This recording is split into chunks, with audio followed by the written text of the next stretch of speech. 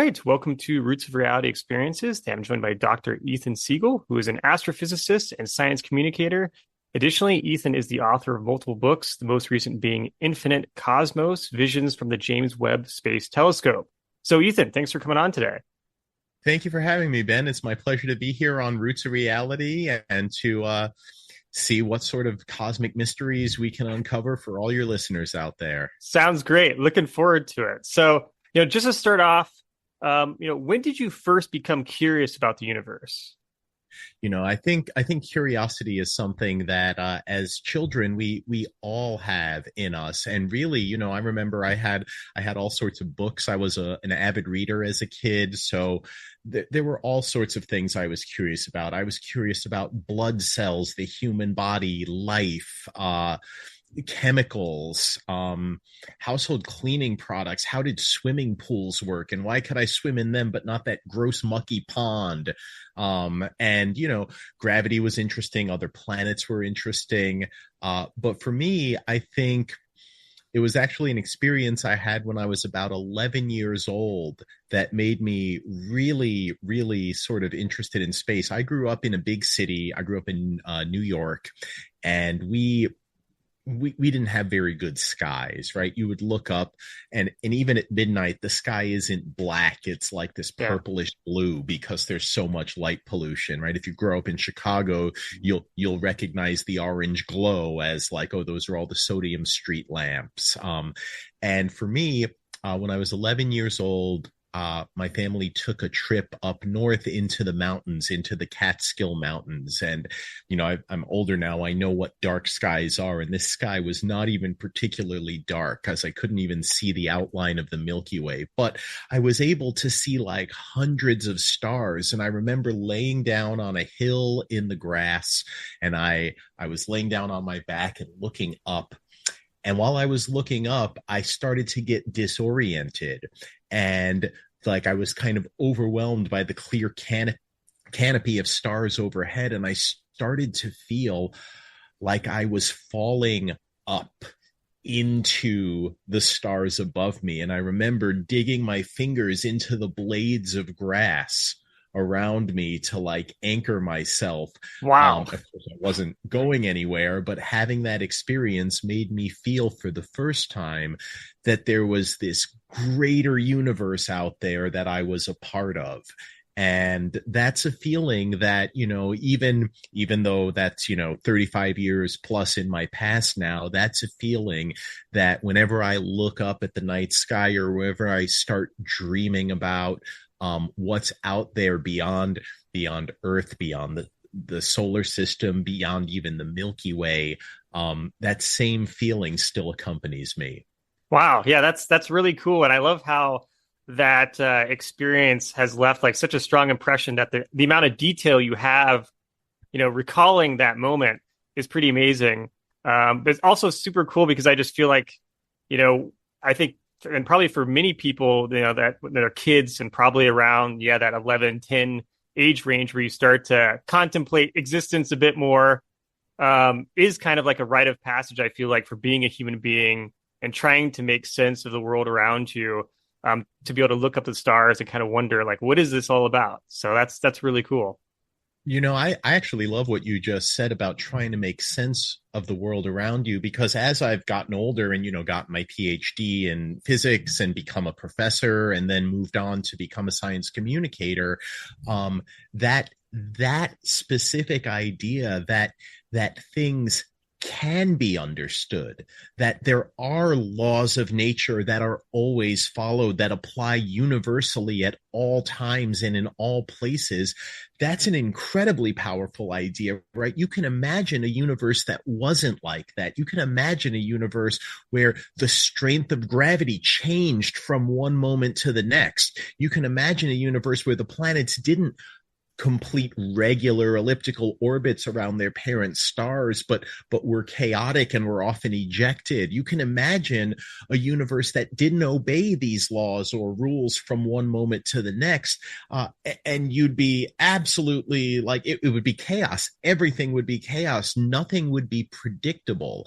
And yet, for as wild and unpredictable as our universe is, because it has physical laws and it obeys those laws at all times and all scales, we can do an amazing job of making predictions for, hey, if this is what the initial conditions are and this is what the laws are, then it's really just an exercise in computation to figure out how everything is going to evolve far into the future.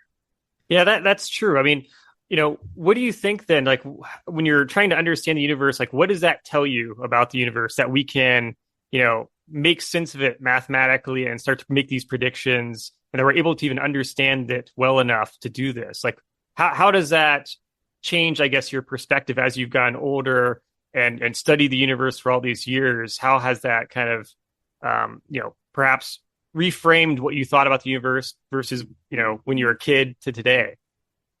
Well, I mean, the biggest thing that I would say that has helped me reframe is that science isn't just like this body of facts or this set of laws. Like that's a small part of what science is, but science is really like this much larger, more powerful thing than that. It's this whole framework for investigating the universe as we have it. It's this whole ability to say, hey, things can be understood. And what this means is there are physical reasons behind why things are the way they are. That the story of science is not just like, hey, this is what happened. It's like, no, there's a process.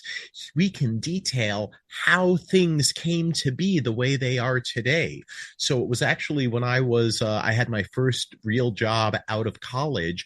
I was a high school teacher teaching public school, that I got the inspiration that what I want to do is go back to graduate school, because I thought to myself, what's a thing I really want to learn for myself? And I thought about like the biggest questions of all, like to me at any rate, the biggest questions were, what is the universe, and how did it get to be the way it is? And what was the ultimate beginning like? What was it like in the past, as far back as we can trace it?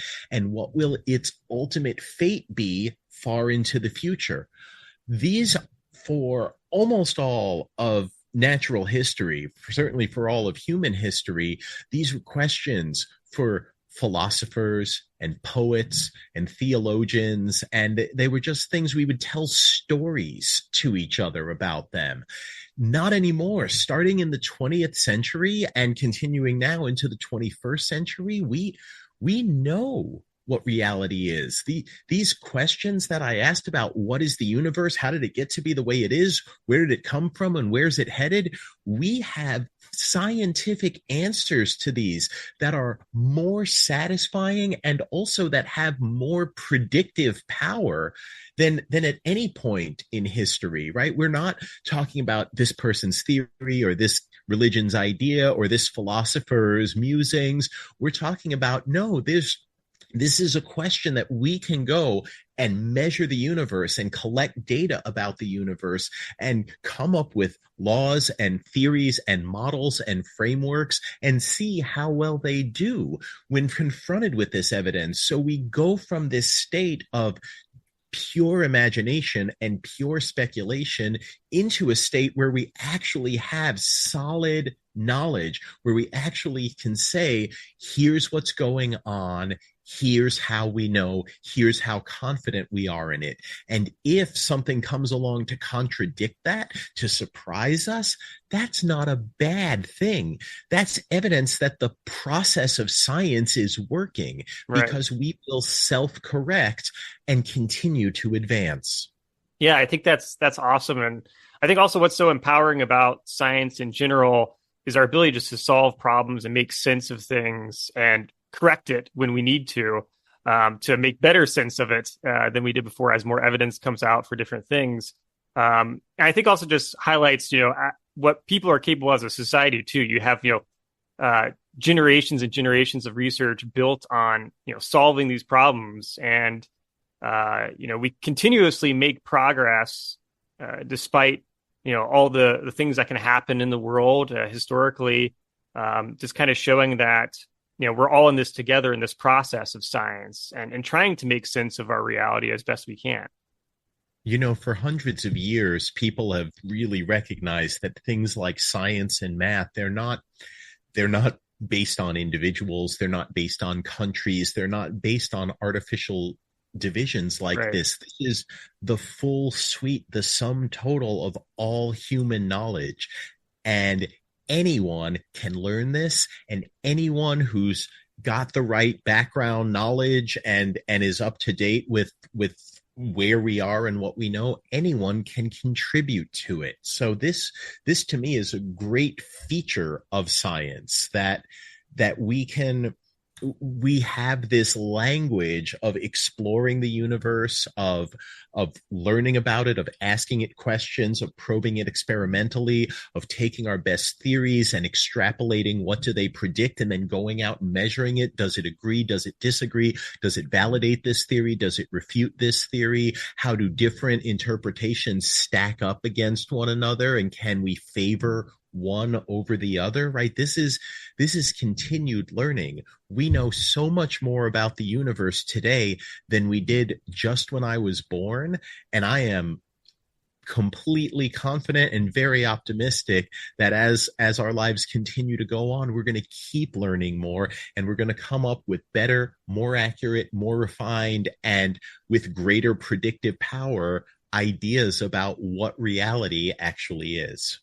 Yeah, definitely. I feel like the wheels of progress will keep turning. There's so many people around the world that are working on these different problems, and it's cool to see that global work being done with people from all over the planet, to kind of highlighting these mysteries, exchanging research methods, and sharing with each other this knowledge that obviously is incredibly important to I think all of us, and this really special way that I don't think many other things are. So No, and science is one of those things that it's on all seven continents and in space in orbit around the Earth. yeah, So, and we've sent spacecraft to planets and moons all across the solar system, and we even have 5 spacecraft that we've sent out of the solar yeah. system. So, in many ways, science is the one endeavor that's taken us farther into the universe physically than any other. Yeah, no, definitely.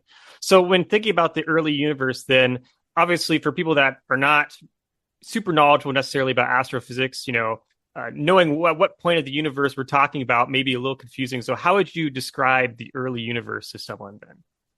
So I would say to someone who's curious about the universe, but maybe isn't scientifically trained themselves, maybe the biggest misconception that people have is about the idea of the Big Bang. I Okay. remember when I first learned the Big Bang, I asked what it was. And the answer I got was, oh, yeah, long ago, the planets came shooting out of the sun, and that was the Big Bang. Whoa, And okay. I was like, really? The answer is no, not really. That's not what the Big Bang is. And then a little later, I learned, oh, well, the Big Bang, it was the origin of everything. It was the birth of space and time, and that's when time started, and before that there was nothing. And now, as an astrophysicist who studied this in particular, I would say, well, what the Big Bang is if you look out at the universe today, you see that there are galaxies everywhere, and that one remarkable fact is that the farther away a galaxy is from you, the faster it looks like it's speeding away from you. So this means, sort of like you would picture, if I had a ball of dough filled with raisins and I let the dough leaven, the raisins are all going to expand away from each other. That a raisin that's farther away from the center is going to expand away faster than a raisin that's closer to the center.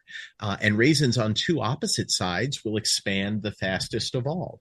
But that's not what space is. Space is like, well, let's imagine the galaxies are raisins, but let's imagine that the dough is invisible. The dough is just the fabric of space itself. So dough leavens and space expands. So as the universe, as time goes on within it, these galaxies will get farther apart and the universe will get less dense.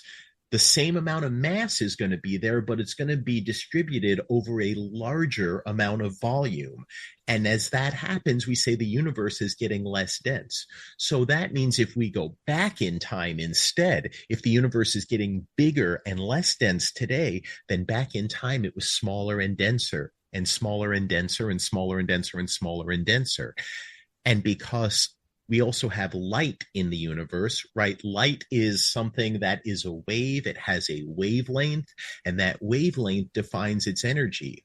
Well, if space is expanding today, then that wavelength is being stretched, and longer wavelength light has less energy and is colder in temperature. So in the past, if the universe was smaller, then the wavelength was smaller, and the universe was hotter too. So smaller, denser, and hotter. And that means there was some early stage where everything was very hot, very dense, very uniform. And our universe as we know it emerged from that hot, dense early state.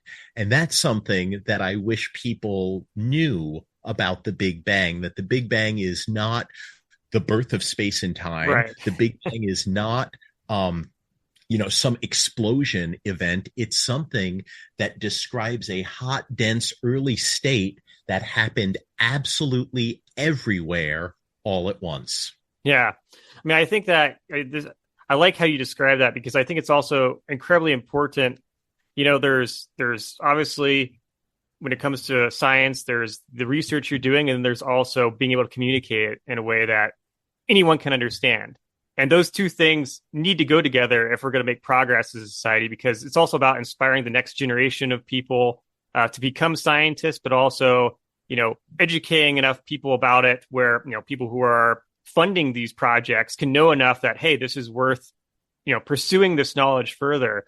And so it's definitely important to make sure, I guess we really get people on the same page about exactly these processes are and help prevent misconceptions that can kind of dilute people's understanding of it where, they don't really get it and aren't interested in it because of that.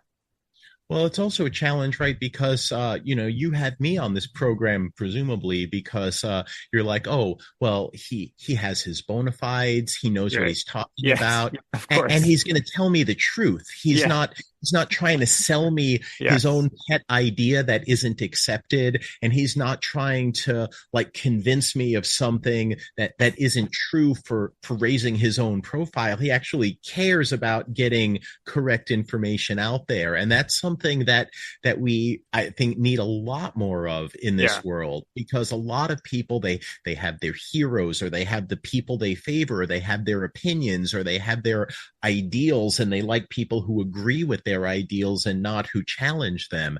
And I think as a scientist, the big thing you have to be wedded to is what is the truth? What is the truth of reality to the best that we know it today? And I think that's a big thing that we need to value if all the things you say are to be the things we're inspired by. Because if I was telling you the moon is either made of cheese or vomit, and we went there and it wasn't made of vomit, so therefore it's cheese, and that's what the moon's made out of, you would say, I don't trust this guy's logic. very much. If I told you, well, the moon is just the sun at night, you would say, well, hang on, is that right? That doesn't sound right. And so that skepticism, that healthy skepticism of, well, I trust you, but I'm going to verify what you said, and I'm going to verify by going to reputable sources and by going to experts. I think that type of fact checking, yeah, I know it takes more effort and more labor, but I think that type of fact checking is super important, because your podcast is named Roots of Reality, and if we can't agree on what Yep. reality is, it's really hard to move forward in learning more about it.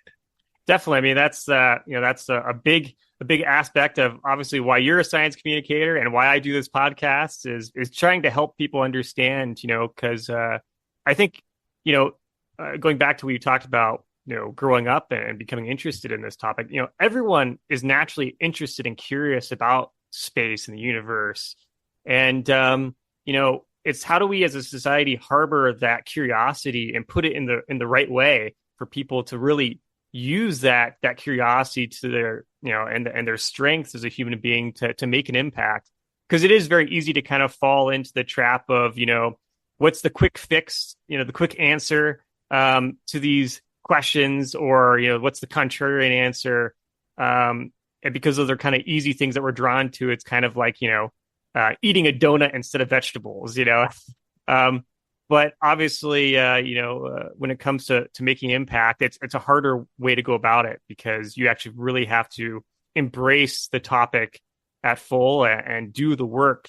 And so it is something that I think we have as a society need to figure out a better way of embracing, the changing technologies that we have when it comes to how we communicate with people, and doing things like podcasts and being on social media, which I know a lot of academics, aren't really keen on, because it is not the world that they are, really grew up in. They like to just do their research, and which is great at a university. But I think public communication is so key to making an impact today beyond, the research that academics do. So. It's really unfortunate that a lot of people look at scientists and say like, oh, they're all ivory tower elite, blah Right. blah blah. If scientists were wealthy, like millionaire, billionaire wealthy, and had Yeah. the ability to say, I want to use this to do outreach and share this with the world, instead of basically having to be beggars for government funding or for Yep. grants, I dare say the world would be a lot better informed For sure. than it Yes. is, here in 2025. Yeah, no, that's definitely it. I mean, fortunately, it's a world where, if you're a celebrity, essentially, or have some type of following, you can go on and and start talking about anything and immediately get people paying attention to it.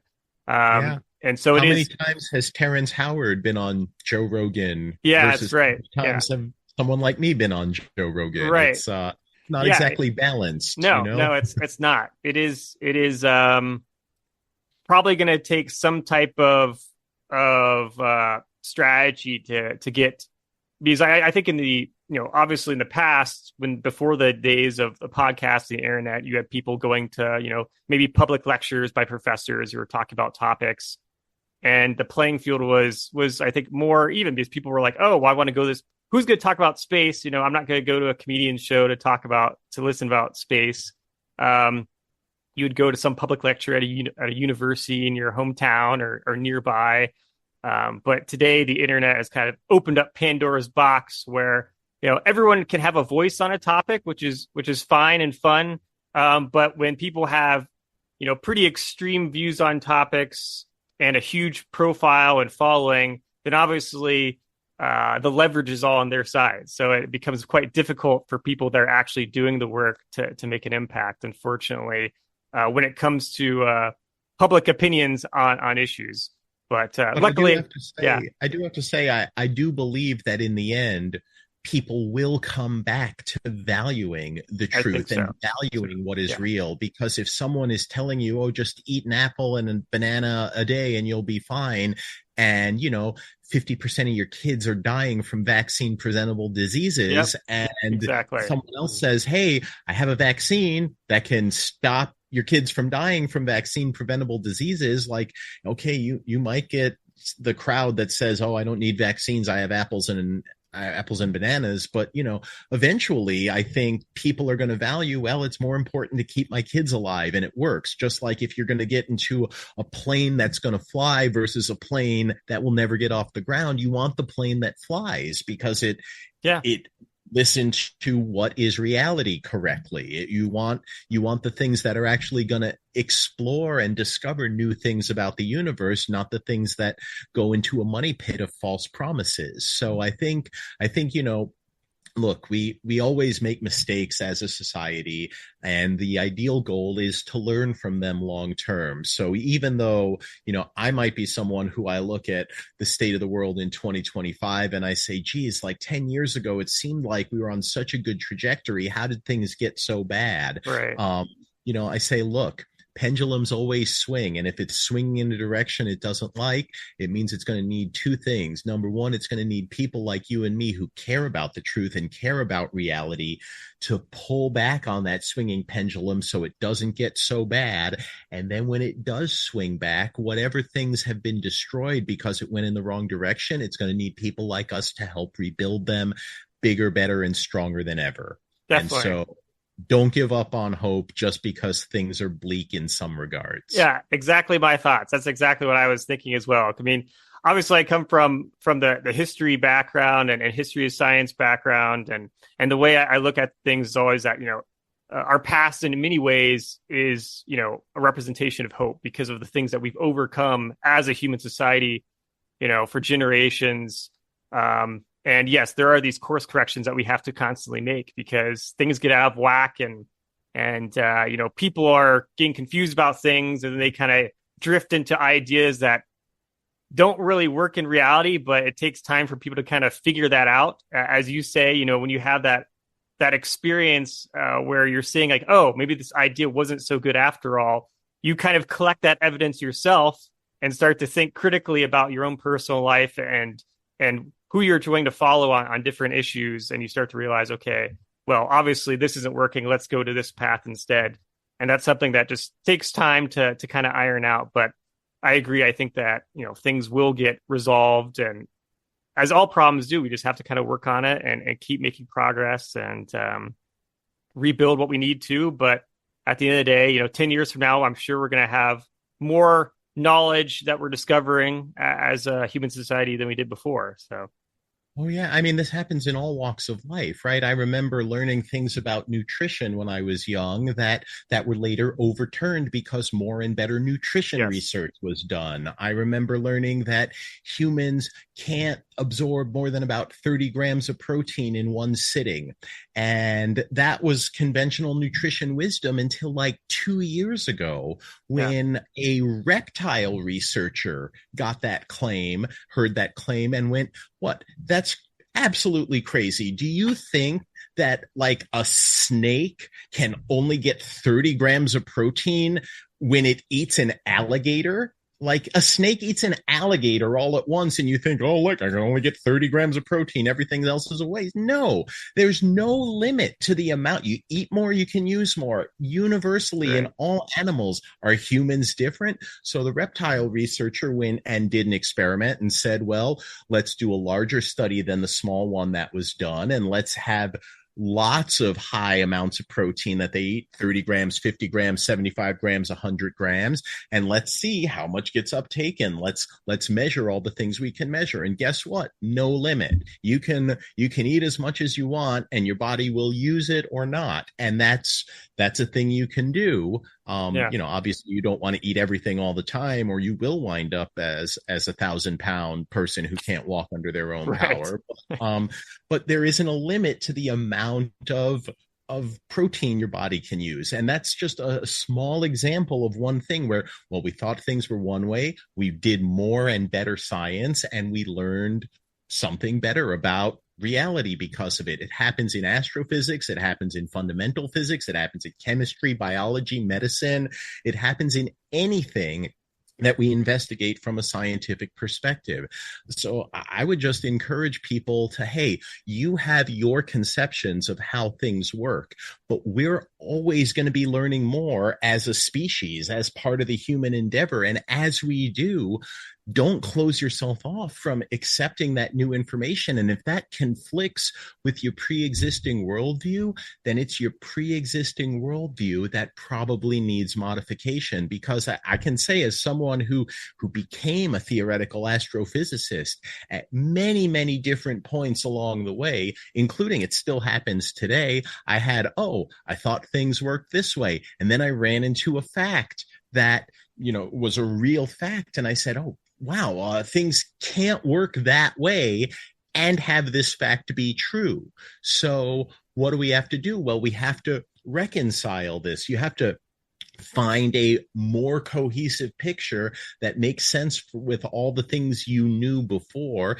that you correct any misconceptions you had before, that also explains this new phenomena. That's how everything advances, right? When we didn't know how animals and plants and fungi and all living things came to be the way they are, it was Darwin who came up with this theory of evolution, but it was the mechanism of natural selection plus mutations that explained how it got there. And then we went further and we said, oh, but there's a mechanism behind inherited traits and how they go in offspring, and that's genetics. And then we said, oh, but there's an underlying cause to genetics, and that's the genetic code, that's DNA. Well, DNA didn't disprove Darwin. DNA is something that is a refinement of what came out of Darwin. The Big Bang didn't disprove Einstein and general relativity. It's a specific refinement of what comes out of Einstein's relativity when you apply it to the universe. And in the time since, we've moved on from the Big Bang to, well, the Big Bang takes us back very far. And then before the hot Big Bang, there was a phase called cosmic inflation that preceded and set up the Big Bang. And just like every other theory, you have to reproduce the successes of your old theory. You have to explain phenomena that your old theory couldn't explain, but the new one can and gets right. And then you have to go do that third thing, the hardest thing of all, to say, okay, well, I'm going to make predictions, and my new theory is going to make predictions that differ from my old theory. Now I've got to go out, observe, and measure these things and see, does it agree with the old theory, the new theory, or neither of them? And if the new theory wins on all three of those, I've got the old successes, I explained something the old theory couldn't, and I made new predictions that agree with the new theory and not the old one, then you've got it. Then you've advanced science, because you have validated, you've come up with and validated a new theory that's in prime position to overthrow the old one. This happens all the time. And we should always keep our minds and eyes open, looking for that next big revolution.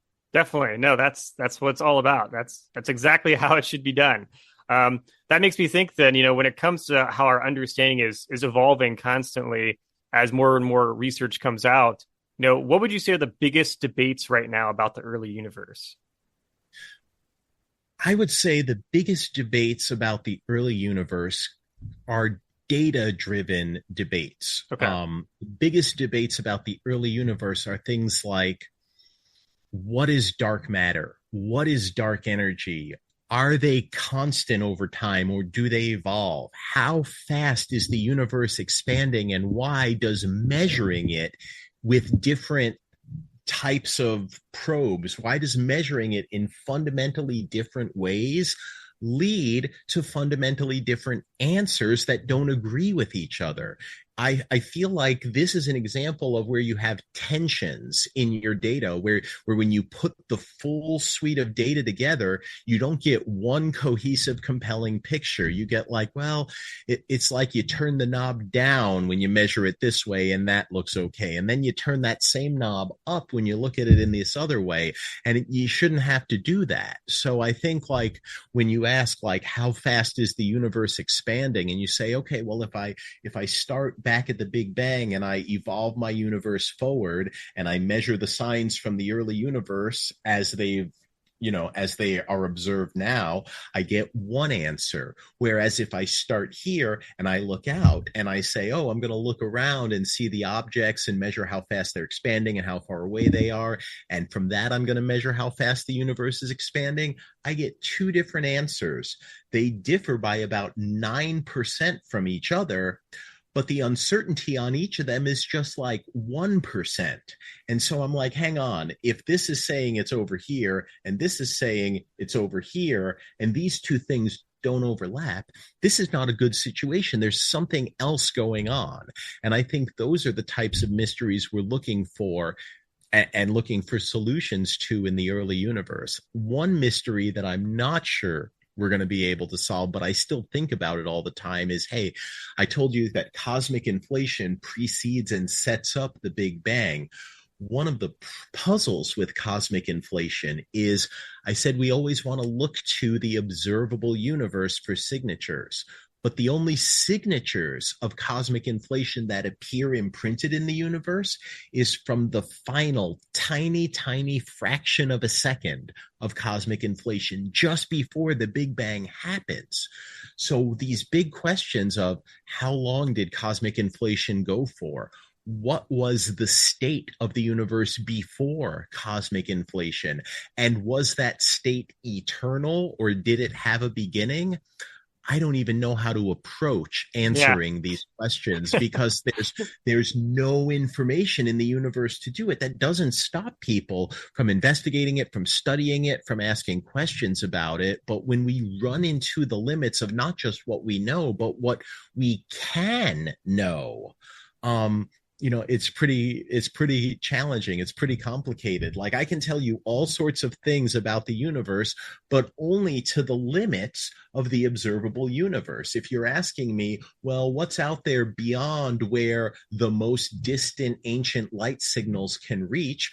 I don't know. I don't have any signals. I can tell you what we think. I could tell you what my best theories imply, but until I can test and measure and validate it, I have to say, but it's still just speculation. I can't be confident. So ultimate beginning, ultimate end, is the universe evolving? Are these things that we think should be constant, but that we measure them in different ways and they appear inconsistent? That's what we want to know. Something that we're learning about early on in cosmic history right now is, if you had me on this program 3 years ago, and you asked me, hey, Ethan, what's the most distant galaxy or the most distant object we know of anywhere in the universe? I would have told you a galaxy that was found by the Hubble Space Telescope in 2016. Its name is GNZ11, and its light comes to us from just over 400 million years after the Big Bang. And I would have said, wow, in a 13.8 billion years old universe, this thing is like so far back. But that galaxy is still massive, evolved, and full of many generations of stars. Now we have the James Webb Space Telescope, that old record holder, GNZ11. If I said, what are the most distant objects we know of? It's not even in the top 10. In fact, as of last week, it's down at number 14 because we've discovered all of these more distant galaxies with the James Webb Space Telescope. And I'm so curious because they're still evolved and massive and aren't pristine. And I really start to wonder, wow, how early was it that we formed stars for the first time? And how will we ever be able to see them? Is this something that we'll need to build future telescopes to go out and measure? And can we measure what the universe was like before any stars formed? And will that be something we invest in and make happen? So, I like to encourage people to always wonder not just about the frontiers, but what can we do to learn more about what lies beyond them? Because even though I'm a theorist, right? I'm a theoretical astrophysicist. I was trained as a theoretical cosmologist. I don't like to be theorizing in the dark. I like to be theorizing where we can explore, where we can measure, where we can learn something about reality, and where we can compare different ideas and their predictions against each other. Because to me, that's the big way you gain new knowledge. You gain new knowledge by saying, I'm going to push these limits, and I'm going to push past the known frontiers. And if you don't build new tools and you don't look at the universe in new ways, you're cheating yourself, and you're cheating all of humanity out of the opportunity of learning something that could literally change the universe. Yeah, I mean, I think that's such a humbling aspect of the questions that we have regarding the universe, whether the very beginning of it or trying to understand more about what else is out there in the universe when it comes to other galaxies we haven't discovered yet, or and such things. I mean, it kind of makes me feel like we're living in like a Twilight Zone episode to a certain extent, where there's mysteries just all around us. And I think for a lot of people that could be kind of scary, because I think people obviously love the idea of certainty in life. But that's just not how it is. And we kind of have to embrace that curiosity and mystery in the world, and, use that as motivation to go out and learn more. I think that's right. I agree with that completely.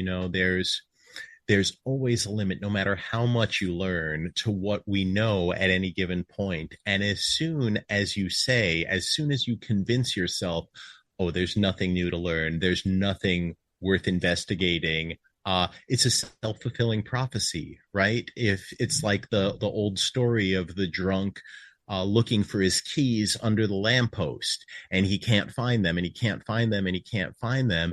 And finally, someone comes up to the drunk and says, why do you keep looking under this lamppost for your keys? And he says, that's where the light is. And you don't want to restrict yourself to that, because maybe the keys to what you're looking for, maybe the keys to answering those big, burning, curious questions you have is out there beyond the frontiers of where you can see today. And if you don't build some new tool to help you look, to help you ask the universe itself, to put the question to nature itself, you're cheating yourself out of the opportunity to even find it. When Yeah. people talk like, oh, we don't need a new particle collider, I'm like, well, then how are you going to learn more than what you learned with your current particle colliders? Oh, we don't need a new telescope. Well, then how are you going to learn more than what you learned from the current generations of telescopes, right? A lot of people said, well, Hubble was great. Why do we need a new one? Why do we need James Webb Space Telescope? Why do we need this? Why, right? Can't we just build another Hubble? Yeah, of course you could just build another Hubble, but you're not going to learn as much as you do from building something new. There's this idea in science. I'm going to teach you a word or a phrase that most people who aren't scientists don't know. Okay. The phrase is discovery potential. Okay. When we look at any endeavor, right, that we can engage in scientifically, where we investigate the universe, we can say, okay, if I'm looking at a certain wavelength of light, and I'm looking at the best telescopes I've ever built to look at those wavelengths of light, I'm going to see they were this good, right? They were this sensitive. They had this much light gathering power. They had this solid of a resolution. They had this types of instruments on them, this photon efficiency, right? Any metric you want, you could say, here's how good our best previous tools, instruments, and techniques were at revealing the universe. And then I say, okay, I want to build a new one. Well, if I'm only a little bit better than the last one I built, then I only have a little bit of discovery potential. I only have a little bit of ability to see beyond the frontiers where I've already seen. But if there's an enormous gap, right? If I say, oh, well, look, in the wavelengths of light that it's sensitive to, the James Webb Space Telescope is tens, hundreds, or thousands, or even tens of thousands of times better, more sensitive, more powerful than the observatories that came before it, right? We're not just building it to say, here's a question I want to answer, and this telescope or this instrument is good enough to answer it.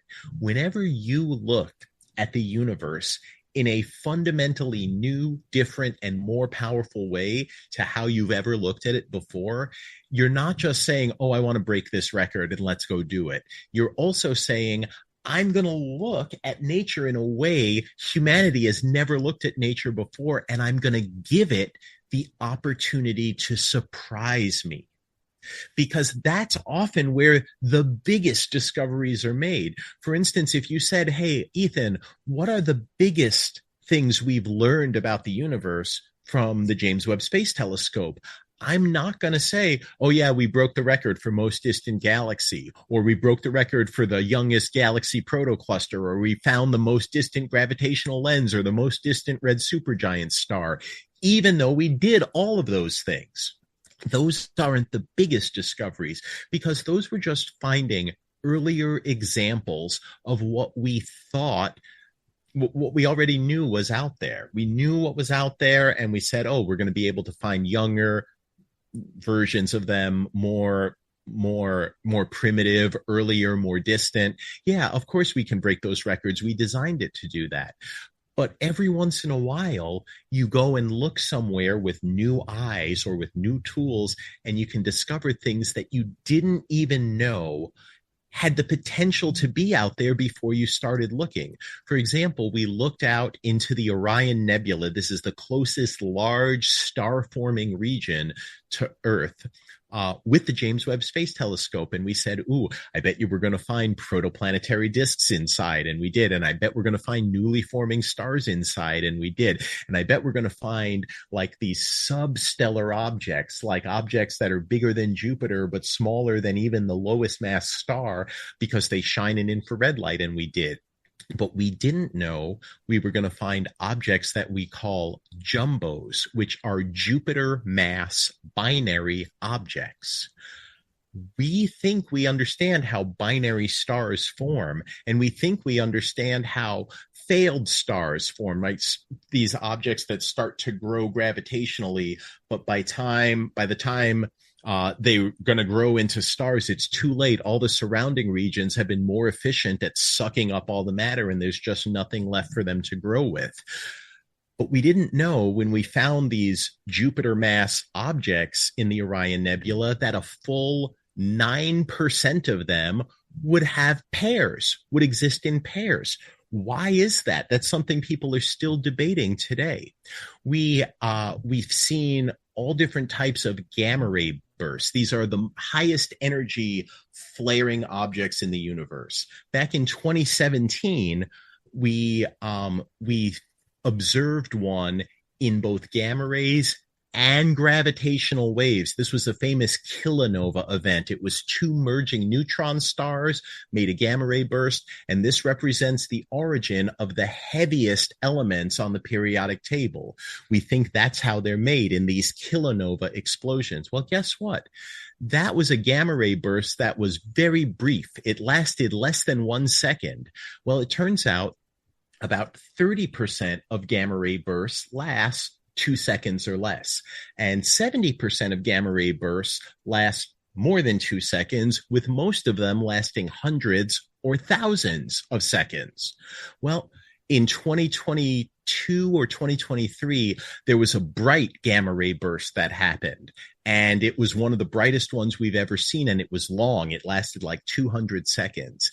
And we had the James Webb Space Telescope there. So they said, hey, director of the James Webb Space Telescope, can we get some observing time to take advantage of this opportunity and go do follow-up on that object and see what it was? We did. And we detected very heavy elements like tellurium and tungsten and selenium. And those are only made in kilonova explosions. We had thought before the James Webb Space Telescope that these were all going to be, the long gamma ray bursts were all going to be something else, like a supernova, something fundamentally different from the short gamma ray bursts. And with the very first one we observed with the James Webb Space Telescope, we said, hey, guess what? It's a kilonova, just like the short gamma ray bursts are. So we didn't even know to think, oh, maybe the short and the long gamma ray bursts can come from the same source. And now we think, do they all? I mean, some people say, now there have to be some supernova in here in the long gamma ray burst, but other people say, hey, you didn't expect to see a kilonova in the long gamma ray burst, and maybe you need to challenge your assumptions. Well, for me, the biggest discovery came when we used the James Webb Space Telescope to look at newly formed planetary Mm. systems around nearby stars. I had thought, and I think many people had thought the same as me, that, okay, look, things are going to be like our solar system, right? You're going to form a star and you're going to have maybe some inner planets. And then you're going to have this line where ices form, right? It's the border where things are hot enough that you either have a solid phase or a gas phase, right? Either you're solid water or your water vapor, or any forms of ice. You'll have technically a different line for each form of ice: carbon dioxide ice, methane ice, etc. And you say, okay, well, it makes sense you'd form an asteroid belt there, and then you'd have more planets, and then beyond the last planet, you're going to have like a Kuiper belt analog of these very cold, icy bodies like we have out beyond Neptune. And so I was expecting, when we looked with the James Webb Space Telescope at nearby newly formed systems, that we would find, okay, maybe we can see the planets, maybe not, but we should see evidence for an inner belt like an asteroid belt and an outer belt like a Kuiper belt. The first system we looked at was around the nearby star Fomalhaut, which has a dusty debris disk around it. And we didn't find two belts, or rather we did, but we also found a third belt. We found an intermediate belt between the asteroid belt and the Kuiper belt. We found there was a third intermediate belt. And we said, that's weird. We didn't expect that. Now we want to ask ourselves, well, are we even the most common option? Is 2 normal? Is 3 normal? Are there other options? Can you have 4 or more? Can you have 1 or even 0? Well, then we looked at a second system. We've only got 2 so far, so I'm bringing you up to the present. Yeah. The second system we looked at was Vega. Vega is a star that's seen face on to us, so its disk looks like a circle, and it's flat and featureless. There are no belts in it at all. No asteroid belt, no Kuiper belt. In fact, even though Vega is more than twice the mass of the sun, the maximum mass any planet can have is only 40% of the mass of Neptune. So there are no gas giants in Vega and no evidence for any massive planets or any gaps in the disk or any rings or belts or anything like that. Why is that? Well, there was this older idea that now people are re-examining, that maybe Vega is a rapidly rotating star, and maybe if stars are rapid rotators, they suppress planet formation and suppress belt formation. These are things we didn't know to be asking before we went out and looked at the universe in a fundamentally new way. And I want your listeners to keep this in mind, that if you're like, well, why should we build this? Like, whatever the new scientific tool or instrument is, it's because you want to give yourself the opportunity to discover what's out there. And you don't want to just leave those opportunities on the table because you weren't ambitious enough, or because as a society we were too cheap to invest in it. Definitely. No, yeah, obviously, everything you laid out shows why it was such a great investment in the first place. There's so much to learn, and we've made so much progress with the investments we made. Just shows you got to keep investing in this, because we can discover so much. But also, I want to know, before we wrap things up, what are you currently working on? I mean, one of the things about being a communicator instead of an active researcher these days is I get to focus on creative projects. And I say, what are the big things I want to create? So yeah, I have a few new books I'm working on. The one that's probably going to come to fruition first is my second children's book. My very first children's book came out 2 years ago, and it was called The Littlest Girl Goes Inside an Atom. And it was about exploring the very, very small scales. And it turns out, as we're writing the new children's book, that the littlest girl has a brother. And the next book is going to be called The Biggest Boy becomes a black hole. And it is about much, much larger scale objects and how they form in the universe. So I think that one's going to be a lot of fun. I'm Awesome. also very excited. I'm working on a scientifically accurate history of the universe art piece Oh, nice. with a space artist named Pablo Carlos Budassi. If you folks want to check him out, he has a beautiful logarithmic history of the universe that he has illustrated both circularly and linearly from the Big Bang until today. And we are working on making a more scientifically accurate, more detailed version of that than has ever been created before. And I'm very excited about that as well. Yes, there will be books for adults, and yes, if things go well, perhaps I'll start making science videos too, because I think one of the most important things you can do is to keep putting yourself out there, even if you're not 100% confident in yourself or you don't have all the resources you want to do it, because you've got to work with what you have. And the story, if you're passionate about it, like the story of what is reality and how did we find it out and where are we headed next, this is a story for everyone. Just because you yourself didn't go and become an expert in this doesn't mean you don't deserve that same knowledge or access to it with no AI slop. Definitely. And what's the best way for people to follow you? If you want to follow me, I am Starts with a Bang everywhere on the internet. I have a Starts with a Bang page on Facebook. I am Starts with a Bang on Twitter. I am Starts with a Bang on Blue Sky. I write Starts with a Bang on Big Think, on Medium, and on Patreon. So, and I also have the Starts with a Bang podcast on Spotify, SoundCloud, and wherever you can find podcasts in general. So, Perfect. go ahead and check it all out. I hope you enjoy learning about it as much as I enjoy sharing stories about all that's out there. Awesome. Well, Ethan, thank you so much for taking the time to come on and share all your knowledge and on such an important topic, and one that I think is really a great unifying aspect to our existence in the first place, since it's our story together. So Well, thanks so much for having me, Ben, and thanks to all your listeners for staying curious about the roots of reality.